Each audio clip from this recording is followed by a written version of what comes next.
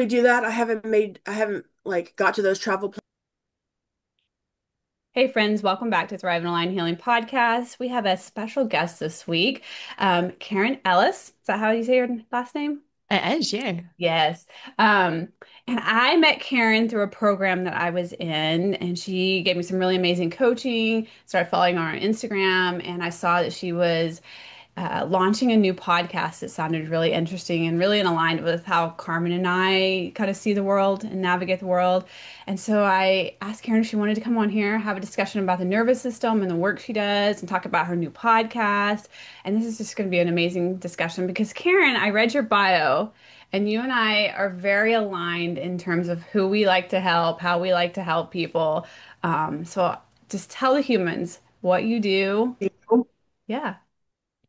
Oh, thank you. Firstly, thank you so much for having me on. This is so fun, exciting opportunity, and I'm glad to be here. So, I guess who I am, and I keep coming back to this line over and over again, is kind of where the podcast came from, is I'm just a human trying to human and like figure it out as I go. So, I am a coach, I'm a breathwork facilitator. I'm very, very passionate about the nervous system and how it helps us unlock our capacity and remove restrictions that we didn't know we had. And a lot of that led to the podcast that you were sharing about Unfiltered Impact. And what that is for me is like stripping you back to like who you are without all the layers, without all the shit that you carry over the years and how you want to step into the world. So the podcast for me is really about, yes, sharing my story and sharing the lessons I've learned along the way, but interviewing ordinary humans that have done extraordinary things. And for me, that could be someone that's like got up out their bed in the morning when they've been going through a really difficult season in life. Or it could be someone that's launched like a multi-billion dollar empire and has taken it to their next level. And I think no one is more or less than the other. And for me, it's a space, like a safe space for people to come in, tell their story, share the lessons, like the trials that they went through on the way and what got them through it. Because I think it's so easy for all of us to get so in our heads. I mean, we're all so special and unique in so many ways. And we're really not that different.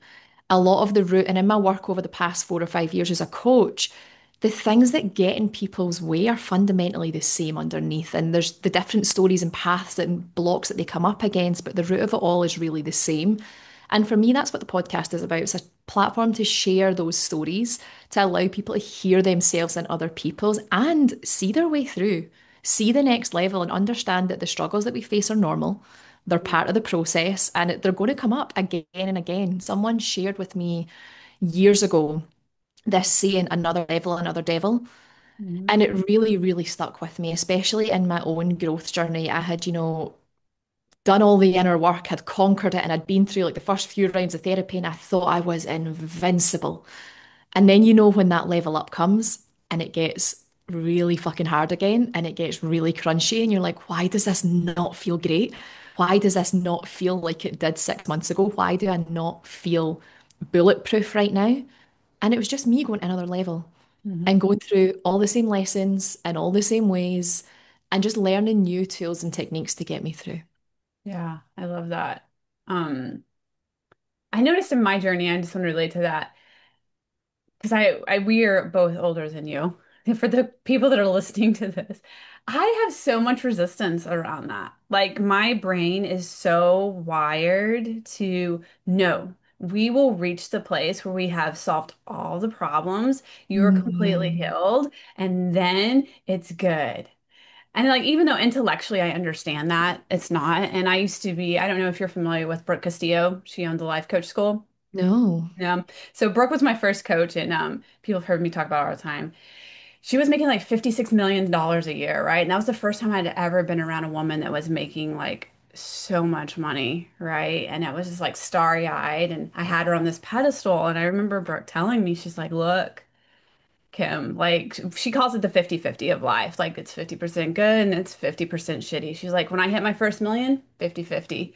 When I hit 25 million, 50-50. And I was just like, what the fuck? Mm. No, right? And that so again, like intellectually, I understand like we're never arriving, but there is like a part wired in me that's like, no, but really, we will get there. Yeah. I mean, I think that's so natural. We all, like, most of us, especially in this space, are goal oriented. We want to complete, we want to achieve, we want to thrive, we want to keep moving. And the reality is the goalpost moves, and that's not about it being like a never ending, like it's not that there's no end goal, if you like, but really in life, there's not. You as a person grows. So you might achieve the thing that you set out to achieve 6 months ago, but you face new life experiences. You see new possibilities and you move the goalpost consistently. So there's always going to be that unknown. There's always going to be the next level that comes up. And I think it's just a part of the human journey. It might be, it could be having kids. It could be you step into a business opportunity that then opens up another door that you didn't know was possible. If I look at the work that I'm in right now, I would never have known this was a career option, a line of work that I would be in. My background, I was a prison guard for a decade. Really? And that, like, none of this world existed to me. And it's only by stepping into it that I discovered it. So, but that required me to learn a lot and continue to learn a lot. And more importantly, unlearn so much that I had over the past 30 years. And I think we can have this tendency of, if I take myself, for example, 30 years of doing things one way Hmm. and expecting to undo that overnight. Yeah. And we're good, but we're not that fucking good yet. Yeah. And I think it's so easy to get caught up in you've learned this new tool, you've understood this new system, and somehow your life is just going to autopilot function on that, not giving credit to the fact that you've ran an opposite way for 30 years. And you're constantly, it's like training a muscle. Hmm. You go to the gym, you're not going to nail a pull up, you're not going to nail, the next CrossFit move in your first session. You're going to have to keep showing up and keep putting in the reps. And if you go and take 6 months out and don't practice that skill, chances are you're going to step back a little bit and have to re-warm up and go back through the motions again and refine the skills. So I think this work is it's a continual effort. It's having to show up day in, day out. And every time you take that step back season, which there's no guilt in, sometimes life changes and what your priorities are will change. You're going to have to retrain that muscle every time when you've got a new goal. You're going to have to train it in a different way. Yeah. A really cool story. Carmen's been on this journey with me, so she experienced it. So in February of this year, 15, I was in a pretty severe car accident and the driver T-boned us and it knocked me out. And I have a severe concussion. And the way the doctor described it is it was like in that moment, they took the cord to my computer and ripped it out of the wall, put it Mm, back in, and like I'm in the kind of the middle of, when your computer buffers when you're putting it back in. That's kind of where my brain's been for the last like 4 months. But what's been really interesting is two of the programming that I was kind of indoctrinated with as a child from family systems, religion, school systems, mhm, etc. Scarcity and being afraid of the humans, right? Like humans were predators to me, and I had lots of life evidence and trauma to prove that was true, right? And no matter how much work I did, I really just, they were always kind of like running in the background quietly, right? They mm, were always the filter that was just kind of there.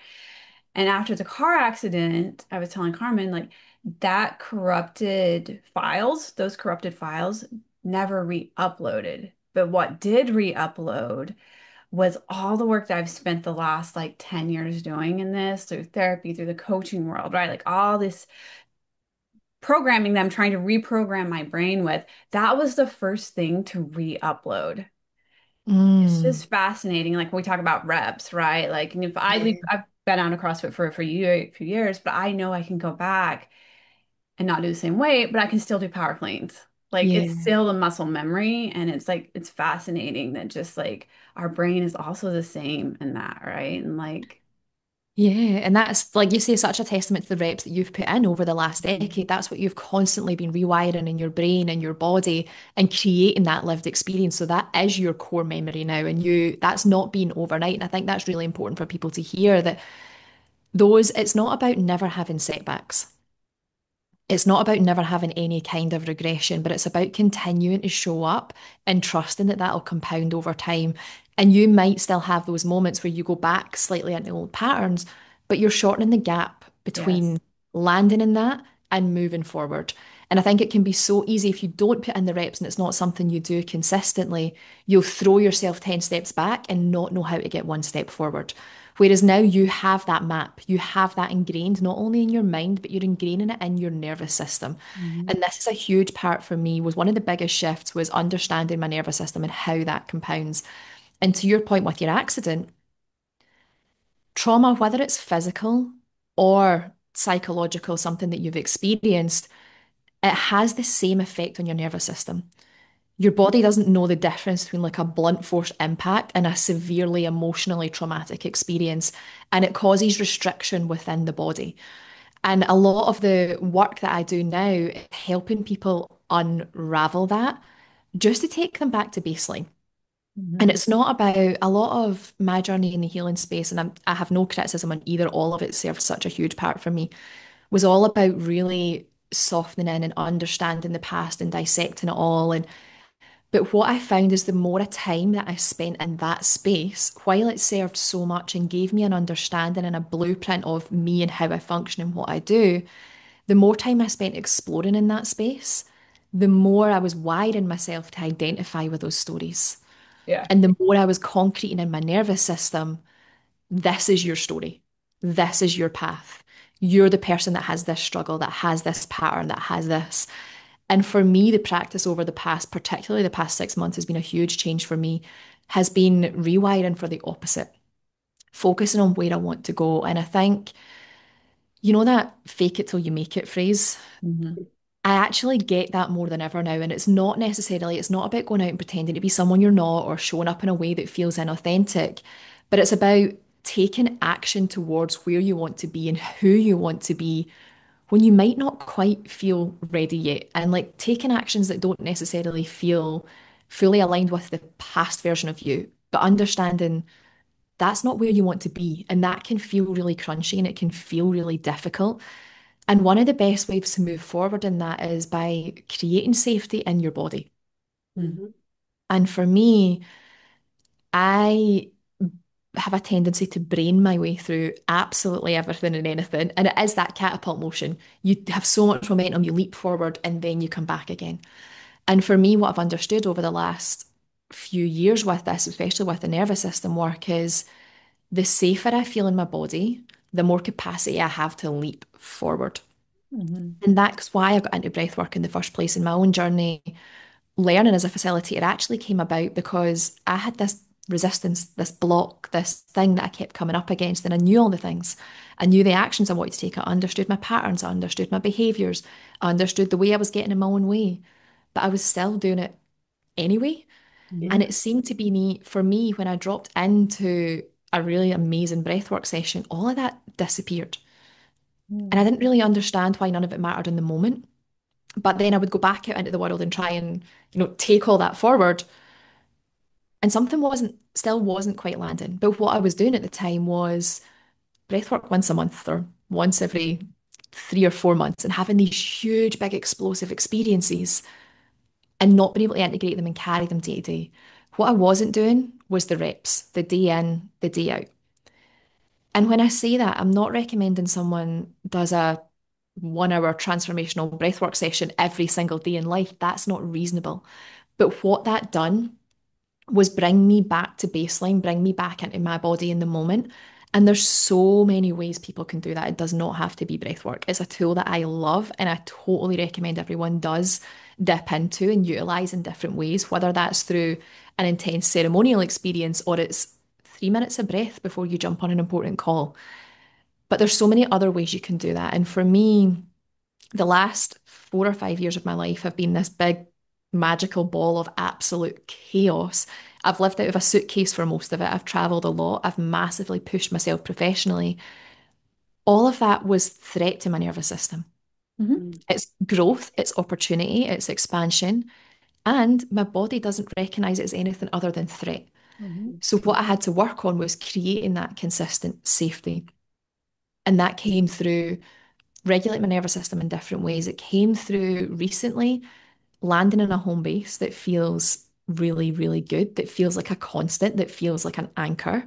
Mhm. It came through connection and genuine connection with really aligned people round about me, fueling my body in ways that feel really good, focusing on good, nutritious food, It's came through regular exercise. And one of the main things I love about, I get so passionate about how much exercise supports me in so many ways. But one of the main things that it proves to my body is I can do hard things and it's safe. Mm-hmm. I can push my limits and it's safe. Mm-hmm. And the more I do that in a way that feels aligned, and it's not about me getting out of bed one morning having done nothing and going and joining the Olympics, but it was about meeting myself where I was at and slowly progressing over time and seeing the compound effect of that is just it. Yeah, I just think doing the consistent daily reps, and for wherever you are, whoever's listening, it's not about going balls to the wall. Yeah. It's not about waking up and overnight turning your full life upside down because that's really not sustainable. That's also not a permission slip to not try and not push yourself. Mm-hmm. But it's about finding what feels like a stretch right now that you're willing to commit to consistently to get those reps in, to start to rewire your nervous system in a way that feels safe and expansive at the same time. Yeah, for sure. So what I'm hearing you say is like your journey was you started as a coach, you got all these tools, you're still running into the same kind of walls over and over, Mhm. and you started doing breath work, and then from there you started connecting the dots like, oh, this is nervous system. And so then you added nervous system tools and regulation to your practice. Mhm. Is that kind of the evolution story for you? Pretty much, yeah. So I got so swept up in the mindset side of things and learned so much. And it gave me all these frameworks and pathways and ways of working my way through things, but I was still hitting up against this resistance in my body and really starting to understand the nervous system as the main thing that's allowed me to propel forward and has gave me that safety in myself that if you'd asked me before on a cognitive level, I felt completely safe. There's none of Yeah. my shit you could drag up Yeah. that I wouldn't be willing to go head on and be like, yeah, throw it at me. What's the next lesson? Let's go. Yeah. But it wasn't showing up in the actions that I was taken out with. And I'd kind of just hit this point of stagnation. But where I was at is my nervous system was just fried. And your body's so intelligent, it's wired to keep you safe. Mhm. So in order for you to really move forward in a sustainable way, you need that sense of safety from somewhere. And for me, creating that within my body, knowing that I didn't want to slow down, I didn't want to stop doing things that felt risky, that felt exciting, that felt new. But I was constantly fighting against a body that was like, holy shit, what are we doing today? Yeah. And for me, just that continual practice of regulating my nervous system, nourishing my body, making sure I was rested, making sure I was doing all the things that really charged me up in a day, gave me the capacity to do more, but more in it that was aligned, more that was challenging. Even if I look at putting this podcast out in the last few months, that is something that I spoke about for anyone that knows me has heard me talk about this podcast in loops probably for about 5 years plus. Yeah. One day I'll do this, one day I'll do that. But there was always a just not now, just not now. Hmm. And I think pay attention to those things that keep coming up over and over and over again. Listen to that. Hmm. That's your body, that's your brain reminding you of what's important to you. Yeah. Have And you there's so heard of, many, go yeah. ahead. Go ahead. No, I was just gonna say there's so many reasons we don't act on it, and more often than not, it's fear. Hmm. And the fear could be it could be of looking stupid, of it not working out, it could be the fear of failure, it could be the fear of success. So many people fear like, holy shit, what if I can't handle everything that comes with this? Hmm. And that fear's so real for everyone. There's no one I know or no one I've spoke to in the last 5 years that's done anything big, that's done anything bold, that's not been shitting themselves in the process. And I think if you can just create that inner safety, it allows you to do so much in the outward world. Yeah, for sure. Um, I have a story for that. So, but first I want to ask you, have you heard of Alpha Femme or Alpha Femme? No, no, I've not. Natalie, or no, Melanie Layer, from Alpha Femme. So I was in her masterclass recently and she talked about this idea of intuition bias versus Mm, no.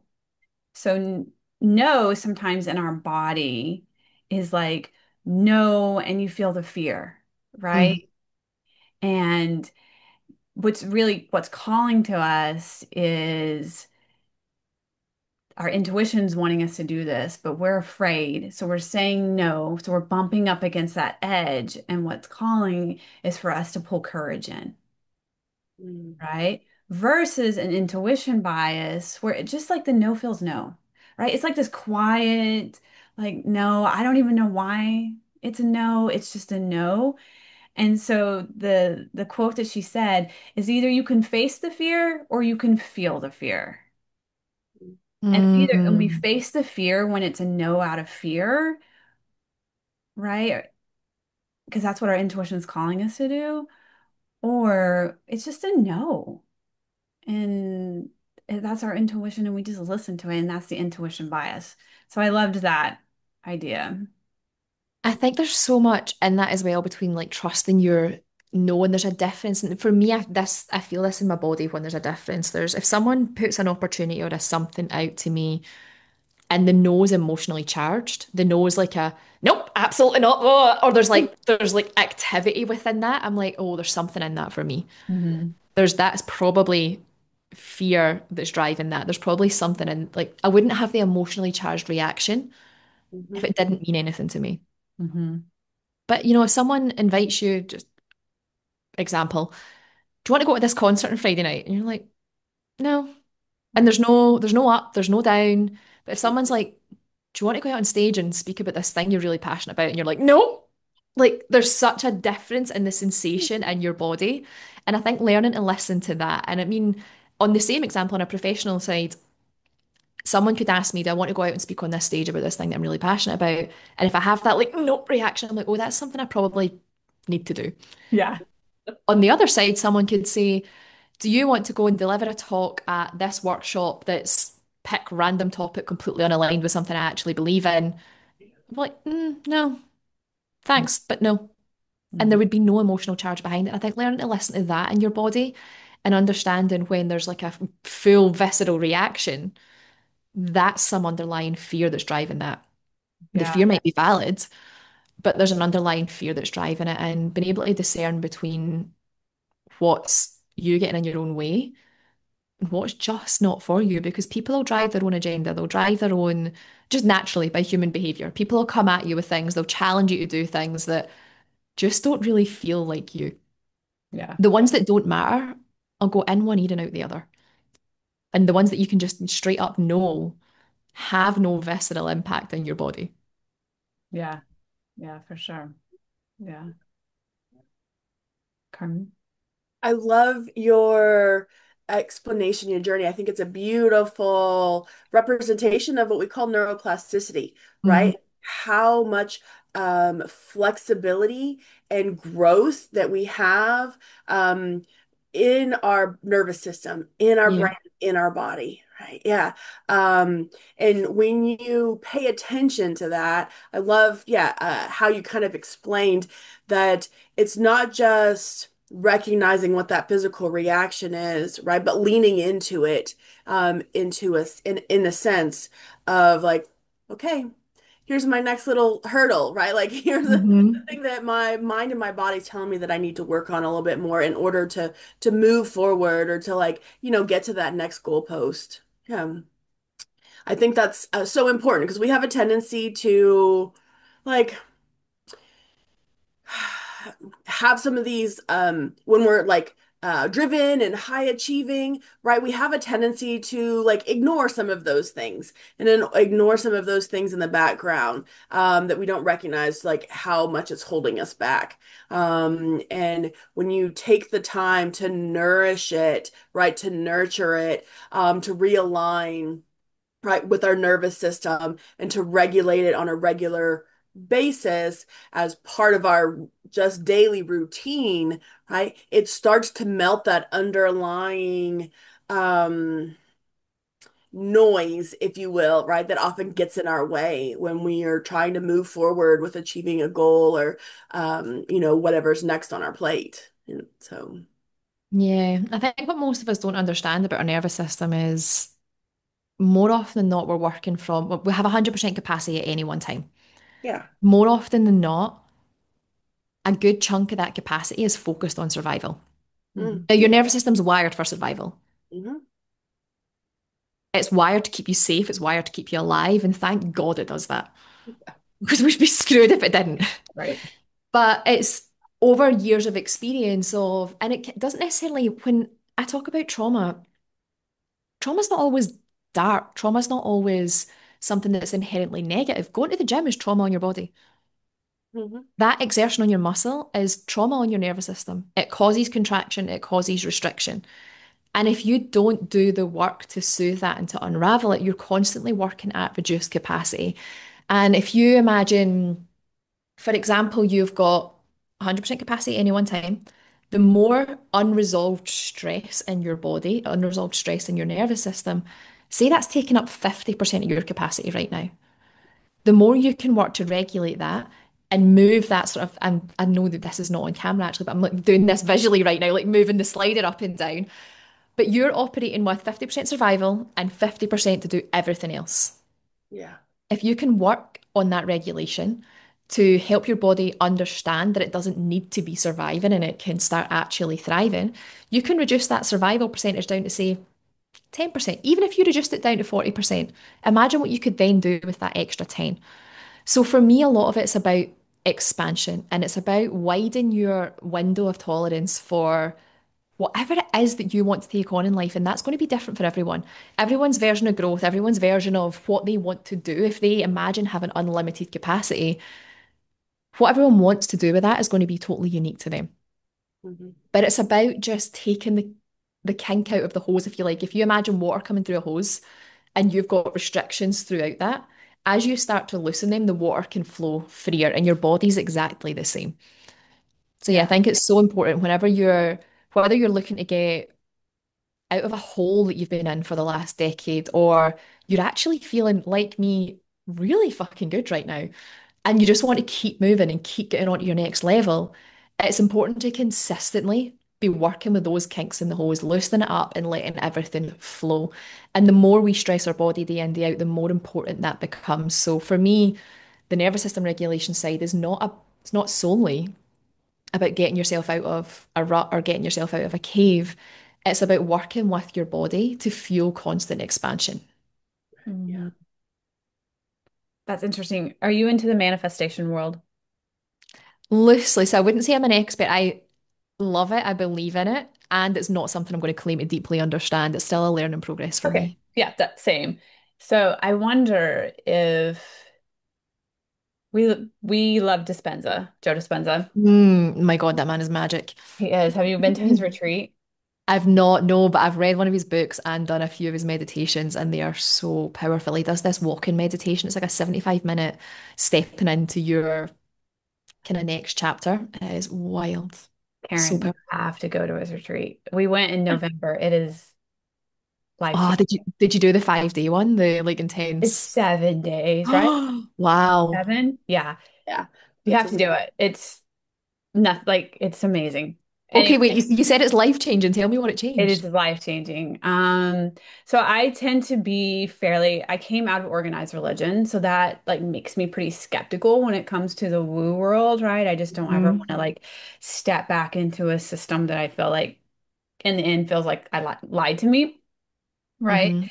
And to go to Dispenza. And so they told you, okay, I had to give a little bit of backstory. So back in 2016, I my master's degree is in counseling. I've been in the therapy world, right? And I had lots of trauma. And now that we have language around the nervous system, right? My nervous system was basically at running at 75% survival, right? So I just had such a small window and I had so much trauma just stacking on top of each other that I have a neural pathway in my brain that when I hit that, it goes to hopelessness. Well, hopelessness, that neural pathway goes to suicide for me, Hmm. right? So I ended up in the psych hospital for suicide. And why was I talking about that? Dang it. How does this tie in, Carmen, to us going to the retreat? Because they have you fill out a form ahead Yes, of yes. So have you fill out a time. form about have you ever been to a psych hospital? Well, I can't lie about that. And so I was like, yes. So I had to do a like an intake call with him before we went to the retreat. And the Mhm. lady let it slip, and I'm gonna let it slip to you. But she was like, yeah, you have 36 hours of meditation. What? I thought this was going to be a conference in which I got to go and take notes and listen to lecture. 36, no, lady, I do not meditate and I am not doing 36 hours of meditation. But you do. You do 36 hours. He lectures and then you apply the lecture in a meditation. And then you have like a break. Then he lectures. Then you do the next level and he keeps stacking it all week. And he's an amazing teacher, like quantum physics. And like he makes all of this very tangible and very science driven. And then you apply it and then you feel it. And like, and being in a room with 1,200 people, is that right? Is that the number, Carmen?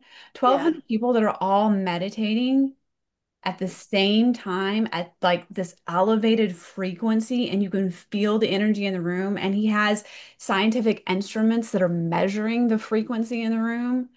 It is incredible. What was the biggest thing that shifted for you after that week? I started meditating every day, doing Mm. one of his, right? And his are like an hour long. And so that was in November, and I started meditating every single day. Then we hit the car wreck, right, in the 15. And I texted one of my friends that's in the Dispenza community. And I was like, why do you think that I created this car wreck? Because in Dispenza world, I created it. And he was like, perhaps you needed a reset. And I see so clearly right now. Like, I've reset. Like my brain needed a reset because it needed to change the trajectory of my life. Wow. That's mine, Carmen. Yeah. Um, so I enjoyed the dispenser retreat. I didn't really know what we were getting into.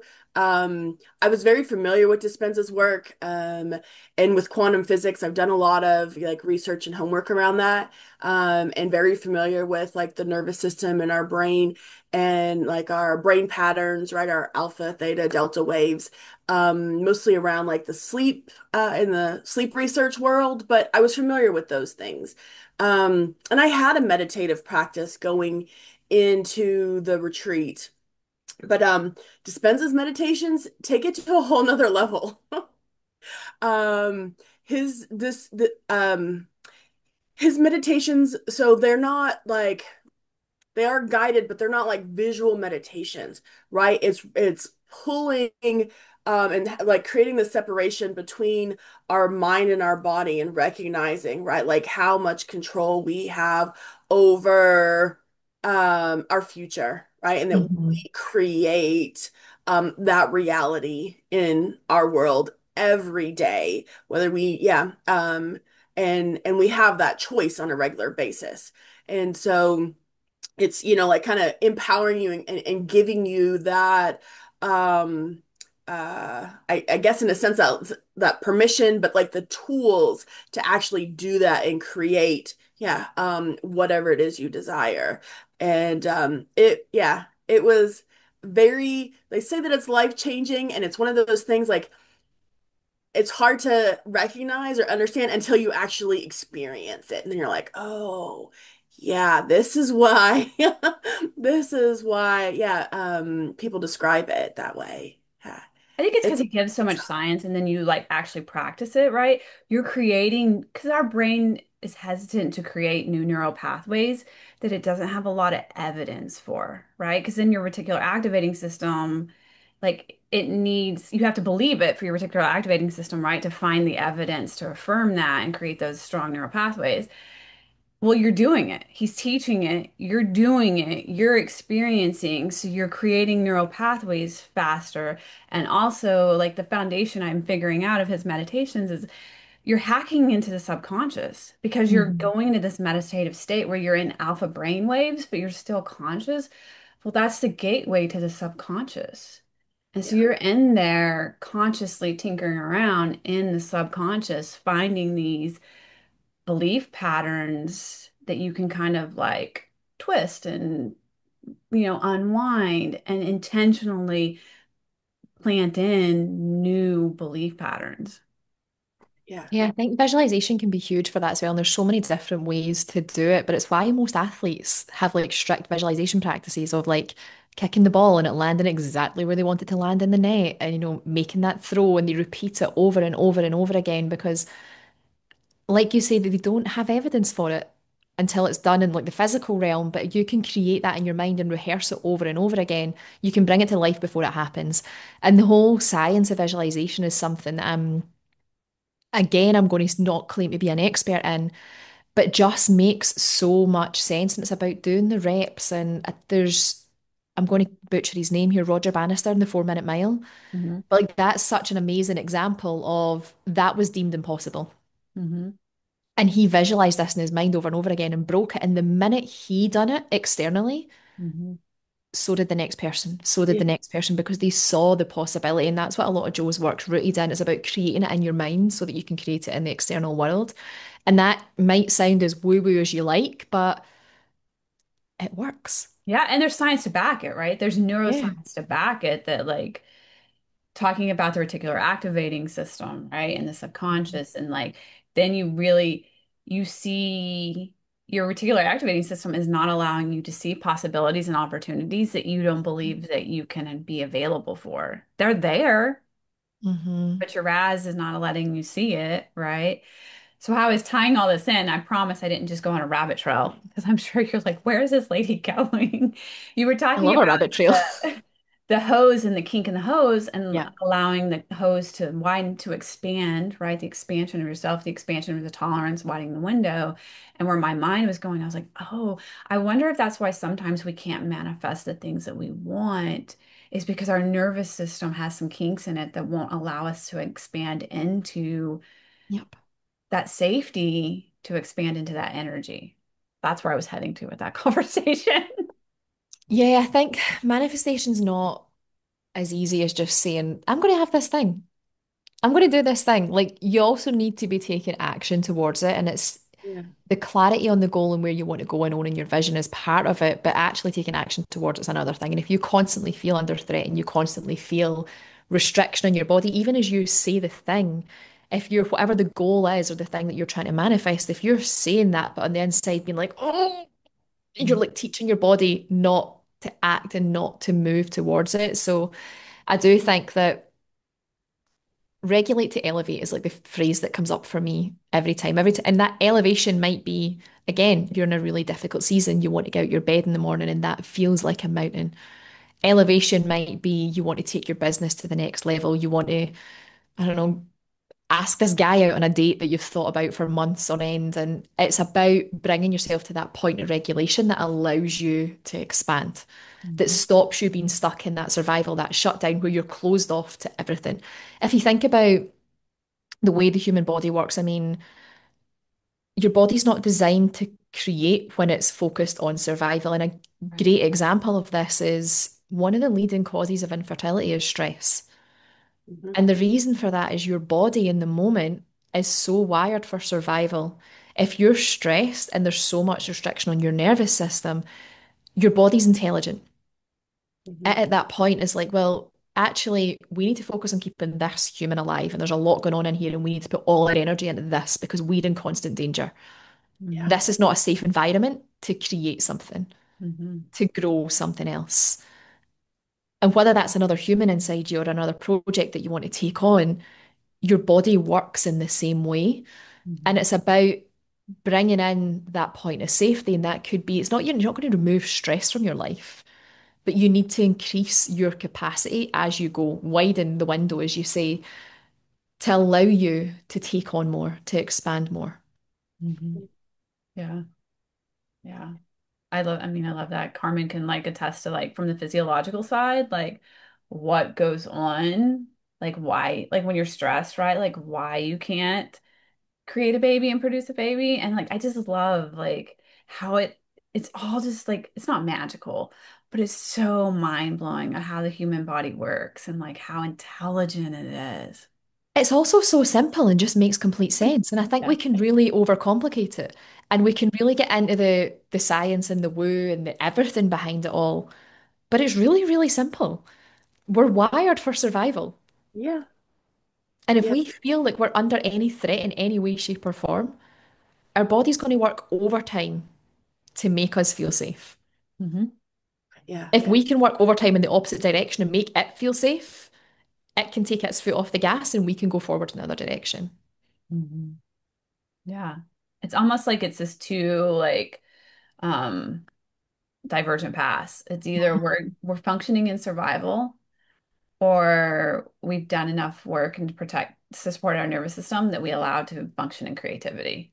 Hmm. Mm. But both can't simultaneously coexist. Yeah. I mean, I think they can in bursts. Like you can have those moments, but it's about sustainability. And I think for me, that was the part of my journey is I was in like huge momentum and then I would self-sabotage and cut everything off. And then I'd be in huge momentum and then I would self-sabotage. So it was me taking these leaps that my body wasn't ready for. And I don't mean waiting until you feel ready, as in wait until everything feels safe and feels comfortable, but I was leaping forward from a place of pure survival Hmm. Yeah. and constantly retreating back on loop, on loop, on loop. And that's one of the biggest I see even in the last 6 months, as mentioned this earlier, but the amount of safety I've created in the environment round about me has allowed me to take on so much danger, if you like, elsewhere. Yeah. What does that look like now for you? Okay, before here was your pattern. What does it look like now? What do you mean by what Yeah, is so it? your pattern was like I took big leaps out of Mhm, survival and then I would like retract back, self-sabotage, whatever, mhm. right? What is the pattern now that you have these nervous system tools? Oh, interesting. So I think the biggest part for me has been understanding where I'm at and being willing to meet myself where I'm at. Not trying to be too focused on the future and not on the past. Okay. So really looking at where am I now and where do I want to go, having that end goal, but focusing more on like, okay, what can I do in this moment that's going to support me? So a pattern I had before, I think, was having to be at the end goal instantly. Hmm.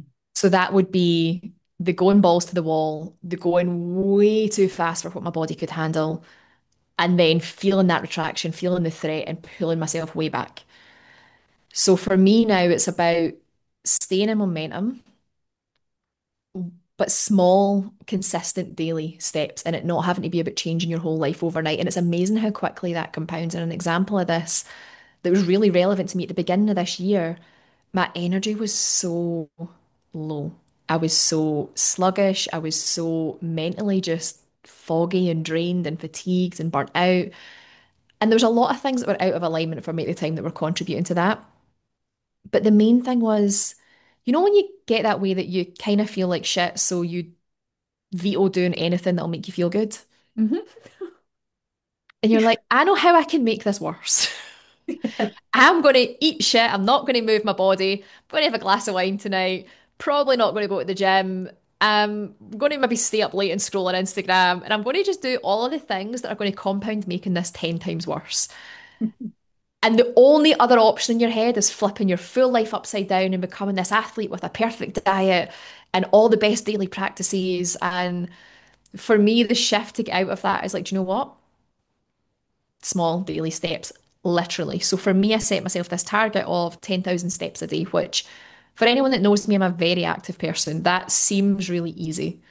At the time, that felt like a mountain. Mm. For me to say, I'm going to go out and start running 10 miles every day would have been ridiculous. And that would have been, I might have done it one day and I would never have sustained it.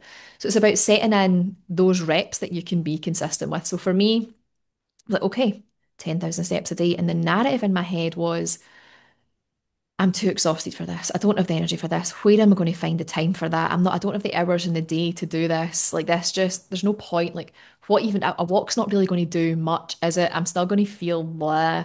I'm not like it's not going to give me any energy.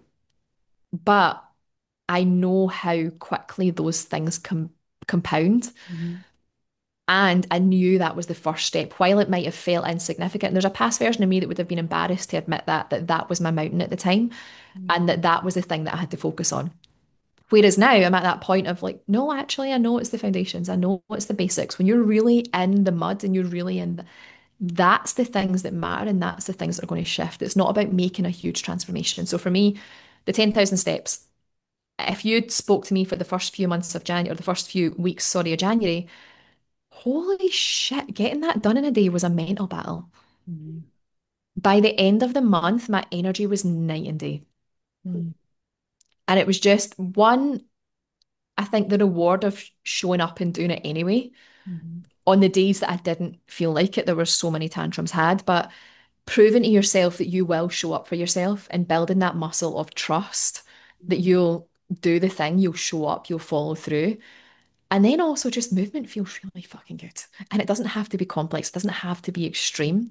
mm, But fast forward 6 months, I'm fitter and stronger than I've been probably in my life right now because I took that action when I didn't feel like it, when I felt really low, when I felt really drained. I chose something that was reasonable and attainable, but still felt like a stretch. yeah, And I chose to show up and do it every single day. yeah. Versus go all in, focus on the end result, burn ourselves out. Yeah, because if I look at the mind, if I look in back then, the end result would be I want to feel like I feel now. Yeah, I want to have the energy I have now. But that just wasn't, while it was like a fancy, sexy end goal, and I'm like, I'm sure it's possible somehow, I was trying to go 10 steps ahead. yeah, And I hadn't wired that pathway in my brain at the time that I'd kind of shut off. Yes, I've been fit and I've been active before, but where I was at in that moment is where I had to meet myself.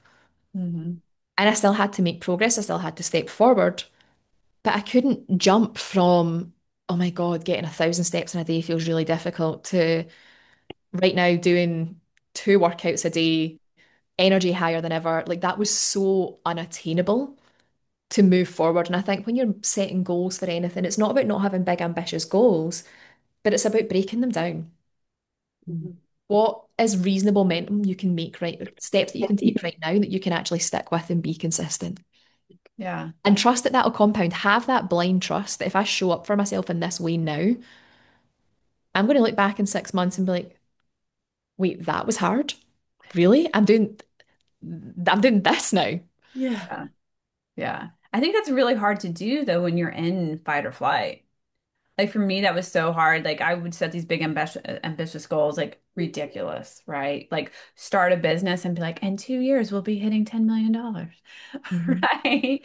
But I think it was because I was functioning out of this fight or flight, like all or nothing, black or white nervous system. It's like we had to hurry up and get there because if we don't get there, that means that we're never ever getting there. And it also means that you are such a failure and loser. Mm. And it's just like run as hard as you can, right? But when you can calm the nervous system down, like you're talking about, I think it's so much easier to access that, like, okay, how can I make this meet myself where I'm at? And trust the fact that I will eventually get there with these smaller steps. I mean, the definition of trauma is too much too fast.